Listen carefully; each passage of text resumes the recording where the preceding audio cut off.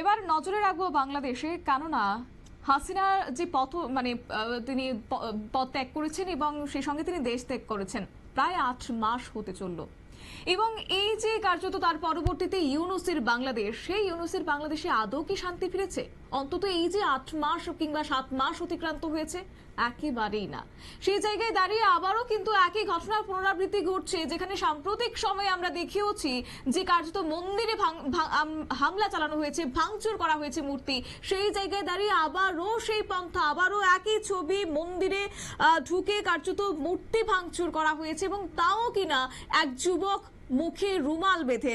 ভেঙে ফেলা হয়েছে সমস্ত রকমের দোকানের প্রতিমা তৈরির সমস্ত সরঞ্জাম। সন্ত্রাস থামাতে রীতিমতো যে ব্যর্থ বাংলাদেশের পুলিশ প্রশাসন, সেটা বারবার কিন্তু চোখে আঙুল দিয়ে দেখিয়ে দিচ্ছে এই রকম পরিস্থিতিগুলো। তবে যাই হোক, বিস্তারিত চলে যাবো। আমাদের সঙ্গে যুক্ত হয়ে গেছে প্রতিনিধি অঙ্কিতা বর্ধন। অঙ্কিতা, কি জানতে পারছো এই ঘটনাকে কেন্দ্র করে? দেখো, হাসিনা সরকারের পতনের পর থেকে বাংলাদেশের যে মুহূর্তে পরিস্থিতি, সেটা কিন্তু গোটা বিশ্বেই জানা রয়েছে। অর্থাৎ হাসিনার সময় বাংলাদেশের চিত্র কেমন ছিল এবং হাসিনার পতনের পর বাংলাদেশের চিত্রটা বর্তমানে কেমন হয়েছে, সেটা এই মুহূর্তে কিন্তু আন্দাজ করা সম্ভব। এবং সেই দেশের সংখ্যালঘুদের উপর আক্রমণের ঘটনা, সেটা কিন্তু কোনোভাবেই থামছে না। কারণ ইউনূসের বাংলাদেশের যে পুলিশ প্রশাসন, তার রীতিমতো মুখ থুবড়ে পড়েছে বলেই কিন্তু অভিযোগ। কারণ ইউনূসের বাংলাদেশে একদিকে দেখা যাচ্ছে যে মৌলবাদীদের দাপাদাপি, আরেকদিকে দেখা যাচ্ছে নিষিদ্ধ জঙ্গিরা, তারা কিন্তু রীতিমতো এবার মাঠে ঘাটে দাপিয়ে বেড়াচ্ছে। তার মূল কারণ হচ্ছে, দেখো, হাসিনার সময় যারা নিষিদ্ধ ছিল, যাদের জেলে পোড়া হয়েছিল, কারণ তাদের বিরুদ্ধে বহু অভিযোগ রয়েছে, তারা এই ধরনের সন্ত্রাস করত এবং এই সন্ত্রাস দমনে কিন্তু হাসিনা এই সন্ত্রাসবাদীদের নিয়ে জেলে পড়েছিল। কিন্তু দেখা গেছে একদিকে হাসিনার পতন, অর্থাৎ হাসিনা যখন দেশ ছেড়ে পালিয়ে আসে, তারপর কিন্তু যারা জেলে ছিল প্রত্যেককে মুক্তি দিয়ে দেওয়া হয়। তুমি ভাবতেই পারো, বাইরে একেবারে স্বাভাবিক একটা বিষয়, কোন দোষীকে যদি দোষ জানার পর জেলে রাখা হয় এবং হঠাৎ করে যদি তাকে জেল থেকে ছেড়ে দেওয়া হয়, তাহলে সে ব্যক্তি কি করতে পারে? এবং তার প্রতিফলন কিন্তু বাংলাদেশে প্রতিনিয়ত হচ্ছে। কি হচ্ছে? সংখ্যালঘুদের উপর অত্যাচার এবং মন্দির ভাঙচুর। ইতিমধ্যে একটি রিপোর্ট পেশ করা হয়েছে, বাংলাদেশের তরফ থেকে সেই রিপোর্ট পেশ করা হয়েছে।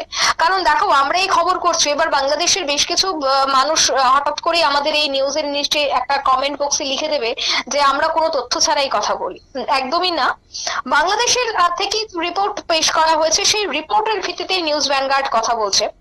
সেই রিপোর্টে বলা হয়েছে যে 5 মাসে ঢাকা সহ বাংলাদেশের বিভিন্ন জায়গায় মন্দির ভাঙা হয়েছে এবং এই মন্দির ভাঙার যে সংখ্যা, তা কিন্তু দেখা গেছে 133টি সরকারি তথ্য অনুযায়ী। যদি আমাকে বলতে হয় অসমর্থিত তথ্য, সেক্ষেত্রে কিন্তু বলছে লাখ লাখ মন্দির, লাখ লাখ মন্দির ভেঙে দেওয়া হয়েছে। ঠিক তেমনি বাংলাদেশে আরো এক ঘটনা ঘটলো, মুখে রুমাল বেঁধে এক যুবক মন্দিরে ঢুকে ভাঙচুর চালায় বলে অভিযোগ। তবে কে বা কারা কি উদ্দেশ্যে এই প্রতিমাগুলি ভেঙেছে তা বের করার জন্য পুলিশ তদন্তে নেমেছে। তবে পুলিশ আধিকারিকের দাবি যে দেশকে পরিকল্পিতভাবে অশান্ত করার লক্ষ্যেই প্রতিমা ভাঙচুর করানো হচ্ছে। এবং এই ঘটনা ঘটেছে গতকাল লক্ষ্মীপুরের রায়পুর পৌর শহরের শ্রী শ্রী মহামায়া মন্দিরে। এই ঘটনা ভাঙচুর করা হয়েছে সরস্বতীর প্রতিমা এবং প্রায় রাত 9টা নাগাদ এই ঘটনা ঘটে। কিন্তু এই যে পুলিশ আধিকারিক, তিনি দাবি করছেন যে দেশকে পরিকল্পিতভাবে অশান্ত করার লক্ষ্যেই এই কাজ। তবে শান্তি ফেরানোর জন্য তো আপনারাই গুরু দায়িত্ব পালন করছেন। তবে কোথায় রয়েছে আপনাদের গোয়েন্দা দপ্তর? কোথায় রয়েছে আপনাদের পুলিশ প্রশাসন? কোথায় রয়েছে আপনাদের সেই আর্মি ফোর্স? কোথায় রয়েছে তাদের, দুঃখিত, আর্মি ফোর্স, তাদের সেনাবাহিনী কোথায় রয়েছে তাদের?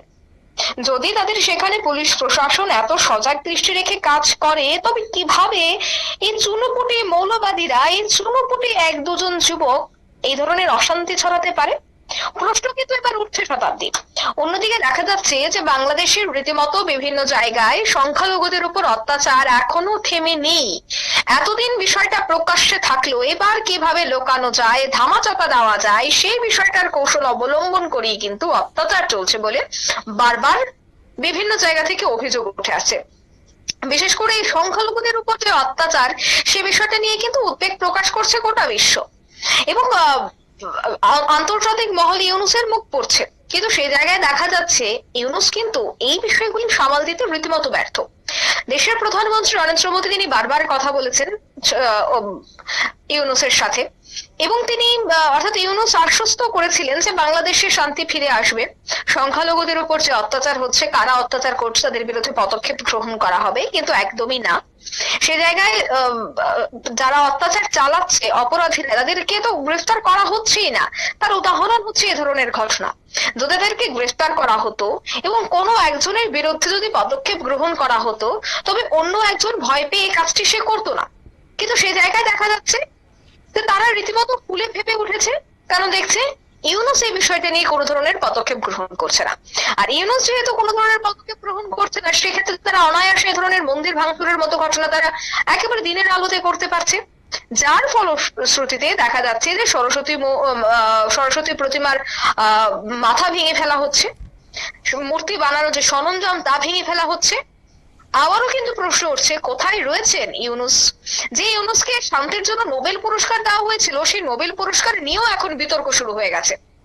তিনি যদি শান্তির জন্য এই পুরস্কার পেয়ে থাকেন, তবে 6-7 মাস যাবত তিনি বাংলাদেশের অন্তর্বর্তীকালীন প্রধান হিসেবে কাজ করছেন, তবে সেক্ষেত্রে তিনি কেন নিজের দেশে শান্তি ফিরে আনতে পারছেন না? কেন নিজের দেশে তিনি শান্তি বজায় রাখতে পারছেন না? কেন তার দেশে মৌলবাদীদের দাপাদাপি? কেন তার দেশের বহু মানুষ পাকিস্তানে গিয়ে সেখানকার জঙ্গিদের থেকে তারা ট্রেনিং নিয়ে আসছে? কিভাবে সম্ভব এই বিষয়গুলো? যদিও সে জায়গায় ইউনূস বারবার বলছে যে তিনি কাজ করছেন, কিন্তু সেই জায়গায় কিন্তু অভিযোগের অন্ত নেই। বাংলাদেশ থেকে এই ধরনের অভিযোগ কিন্তু বারবার উঠে আসছে। শতাব্দী, একেবারে ধন্যবাদ। আপনারা শুনলেন, অর্থাৎ এই যে হাসিনার পতনের পর থেকে কিন্তু যে হিসেব, তাতে করে প্রায় 133টি মন্দিরকে ভাঙচুর করানো হয়েছে এবং সেই সঙ্গে দিনের পর দিন তো ঘটেই চলেছে যে মূর্তি ভাঙচুরের ঘটনা। সে যাই হোক, এই যে আরো একবার উঠে আসলো এবং তারপর থেকে কিন্তু বারবার প্রশ্ন উঠতে শুরু করেছে, আদৌ কি বাংলাদেশ শান্ত হবে? যেখানে পুলিশ বাহিনীর ব্যর্থতায় কার্যত চরমে রয়েছে, তাহলে কোথায় কি করছে ইউনূস? একাধিক প্রশ্ন মাথাচাড়া দিচ্ছে এবং সেই প্রশ্নটা তুলতে শুরু করেছে। তবে যাই হোক, এই ঘটনার পর কিন্তু রীতিমতো বাংলাদেশের এই কাণ্ড কারখানার পর থেকে কিন্তু নিন্দার ঝড় উঠছে সর্বত্র। নিয়ে নিচ্ছে ছোট্ট একটি বিজ্ঞাপন বিরতি, সঙ্গে থাকুন।